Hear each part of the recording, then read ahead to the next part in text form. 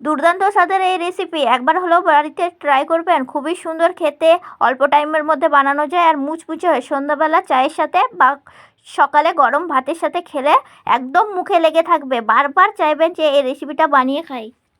সকালে ঘুম থেকে উঠে দেখি যে হালকা আমাদের দিকে বৃষ্টি পড়েছে। বৃষ্টি পড়ার ফলে আমাদের সজনা ফুলগুলো পড়ে গেছে।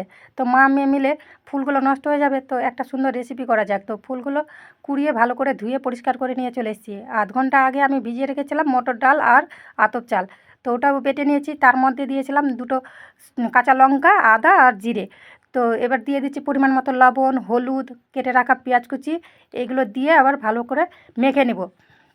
তারপরে এই মাখার পরে এগুলোকে আবার গরম গরম তেলে মুচমুচে করে ভাজা হবে, একদম চাকার আকারে, যেরকম চপ ভাজে। এইবার হাতে এইভাবে গোল করে একটু করে আর হাত দিয়ে একটু চেপে চেপে একদম চপের আকারে, তেল গরম হয়ে গেছে দিয়ে দিব সবগুলো বড়া। এভাবে আমি ভেজে নেব মুচমুচে করে, এপিট ওপিট করে দিয়ে ভেজে নেব।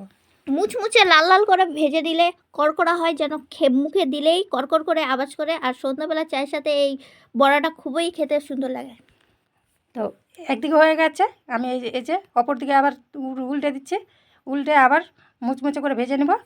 তো বড়াগুলো দেখুন কত সুন্দর হয়ে গেছে। আমার এবার তুলে নেব। অনেকে তো সজনে গাছের পাতা, সজনে খেয়েছেন, একবার হলেও এই সজনে ফুলের বড়াটা ট্রাই করবেন, অবশ্যই ভালো লাগবে। আর ভালো লাগলে আমাদের কমেন্টে জানাবেন। বাকি বড়াগুলোও আমি কিন্তু ভেজে নিয়েছি আর খেয়ে দেখছি কতটা, দেখুন কত সুন্দর হয়েছে, একদম মুচমুচে। খেয়ে কিন্তু দারুণ হয়েছিল বন্ধুরা। একবার হলেও ট্রাই করে দেখবেন, ভালো লাগলে আমার চ্যানেলটাকে সাবস্ক্রাইব করবেন। খেতে কিন্তু